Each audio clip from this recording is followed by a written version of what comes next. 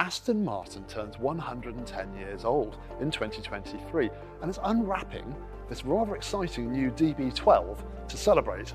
It's a hell of a birthday present, proving there's life yet in the DB bloodline that goes back all the way to 1948 and the first 2-litre.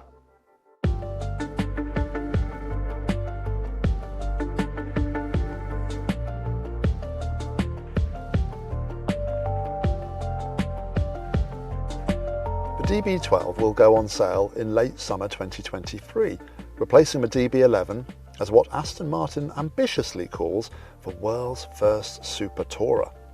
It's the first in a new generation of Aston Martin sports cars, promising the usual style, performance and dynamics we've come to know and love, but with a newfound focus on advanced technologies too. Let's come and take a closer look. And to tell us more about the DB12, I'm delighted to say we're joined by Miles Nürnberger, who's the Director of Design at Aston Martin. Miles, thank you so much for joining us today. My pleasure. My pleasure. And I mean, this is the first time we've seen the car. There's a lot to take in. Tell us, very big question, but what were you trying to achieve? What was the brief to follow up the DB11 with? So yeah, you're right, absolutely big question. I would present this as our Super Tourer.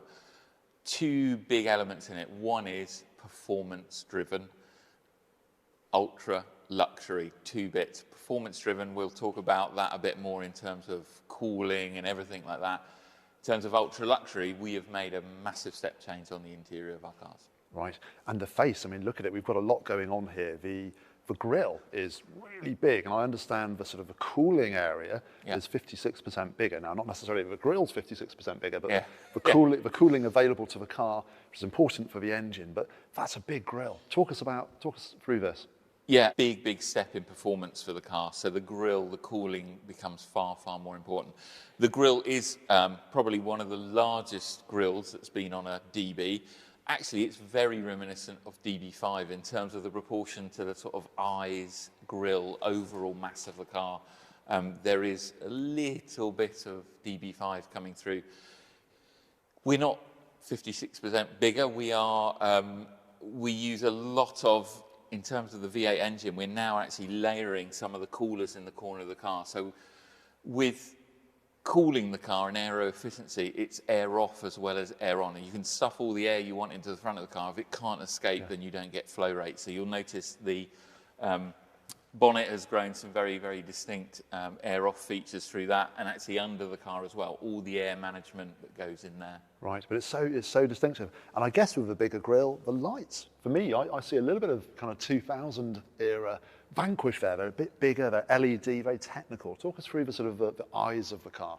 Yeah, a few people have said that. There's a little bit of Vanquish. I think it comes from, DB11 was quite a technical car, and this has a more, more fluid, more romantic gesture to the car. And actually, even if you look across car, this section through here is actually, there's a little bit of 2000 Vanquish, but there's also a bit of DB5 going on there. It goes to more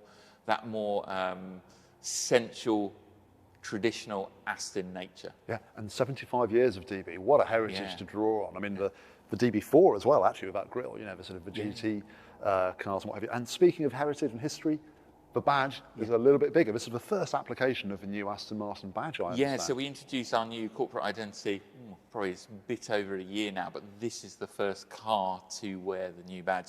And yes, the badge is a little bit bigger, but it is sitting very nicely in proportion with the headlamps and the grille. Under the bonnet lies the 4-litre Mercedes AMG V8 bi-turbo, mounted so far back in the chassis that Aston calls it front mid-engined.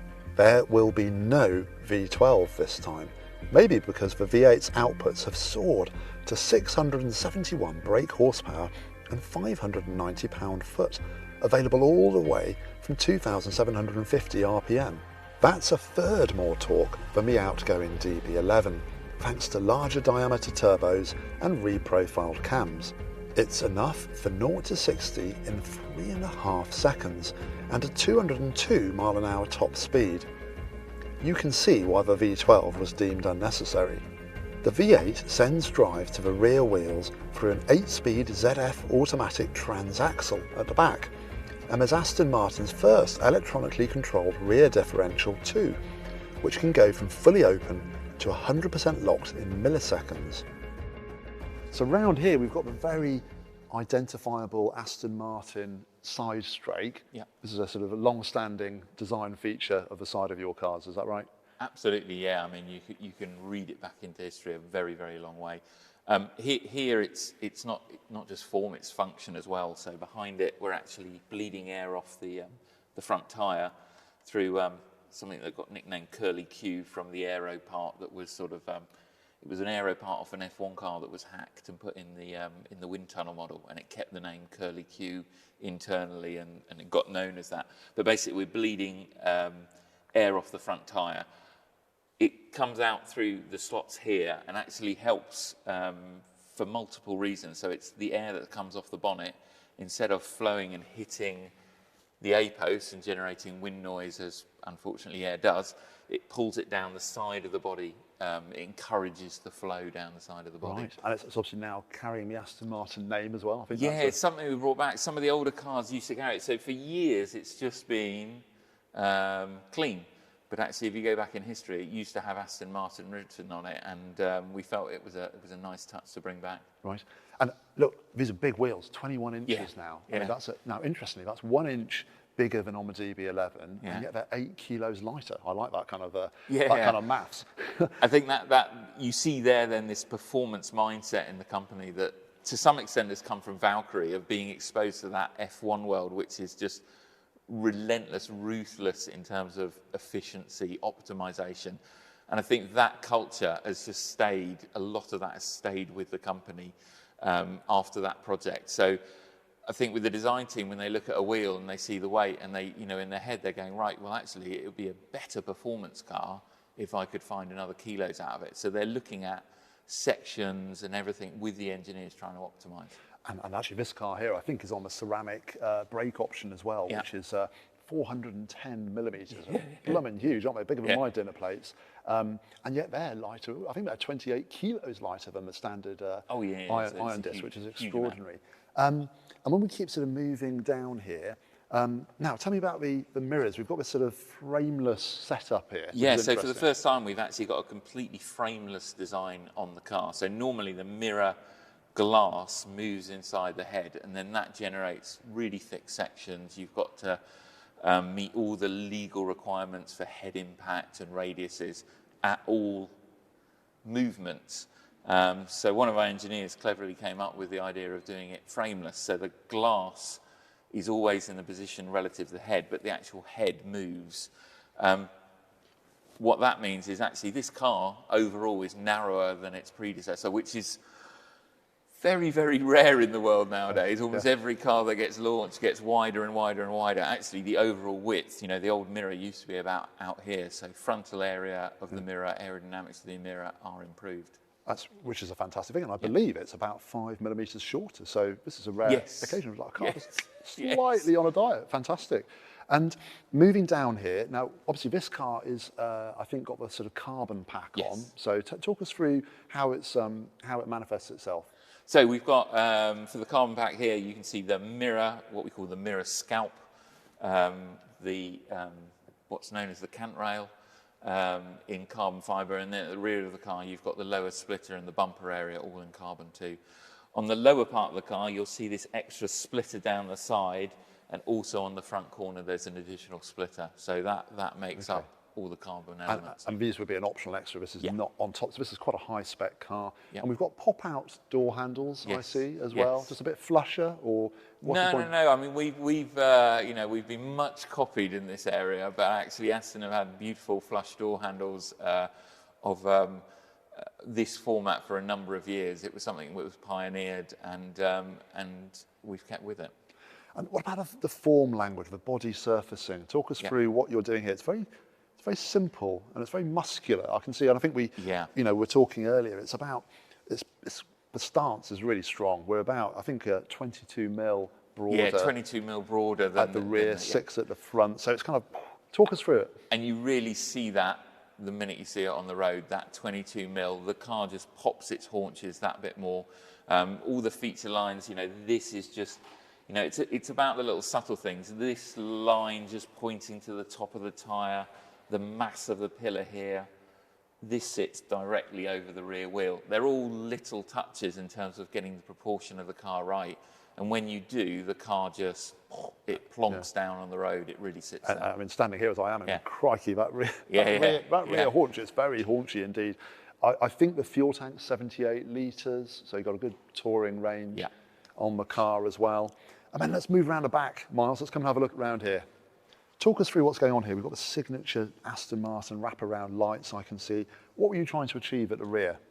I think it's really a carry through of what we talked about on the stance. So rear of the car, what are you trying to do? You're trying to get the car to look as slim and as wide as possible, and those wheels, you know, really sitting out to the edge of the car, sitting the rear end. So when you follow it, it's got that look to it. Which you can, I mean, standing here, you really see that bigger badge again. I understand the bodywork, the panels are essentially composite and aluminium. Yeah, the car in general is that mix, and you see that again on the rear, And it's based on the sort of the latest iteration of the Aston platform, so it's extruded and bonded aluminium.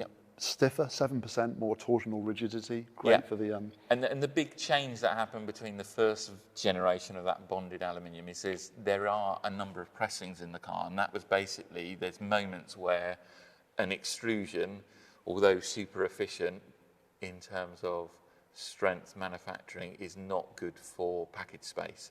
So in key areas when we were going through this generation of car, we swapped to some pressings to basically eke out those last millimetres. A bit more space.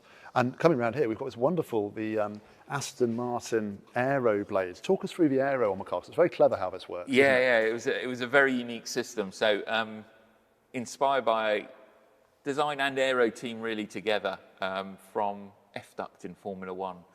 And it was just looking at how do we keep, you know, there's this beautiful silhouette to the car, almost a bit 1970s, you know, there's no big wing on the back of it to get its aero performance. So it's actually taking air through what's called the C duct here, channeling it through a duct that if you open the boot you'll see, and basically out of two sections through the rear here.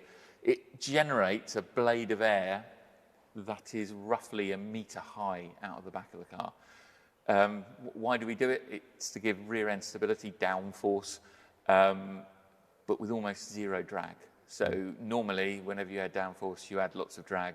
But because it's a blade of air rather than a physical wall, there's almost no drag. And you mentioned, I mean, the sort of space on board.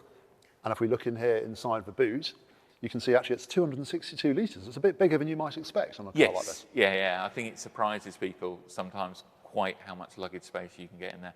Plenty enough for your shopping. Right. And actually, we haven't yet mentioned the Michelin Pilot Sport 5 tyres, which is the first application anywhere on any OEM, which is interesting. These are proper AML badges, say that this is tuned for the DB12. And I think, you know, that again clearly shows the performance credentials this car is gunning for. Yeah, and one of the things I've noticed they have, there's a polyurethane layer built into the carcass to make it a little bit quieter. They claim 20% less noise, and that's important for a Super Tourer, isn't it? Yes, so, you know, we're looking for performance, but with a Super Tourer, you must have refinement. It must be a very nice place to sit and travel potentially a long journey in. Also new are the Bilstein DTX adaptive dampers, said to have 5 times the bandwidth for improved response and the ability to flick from sports mode to Comfort GT at the push of a button. So Miles, the interior of the DB12, it feels more different than the exterior, if I'm honest. Was this a deliberate thing? Oh yeah, absolutely. It's a massive change. It's all new, basically.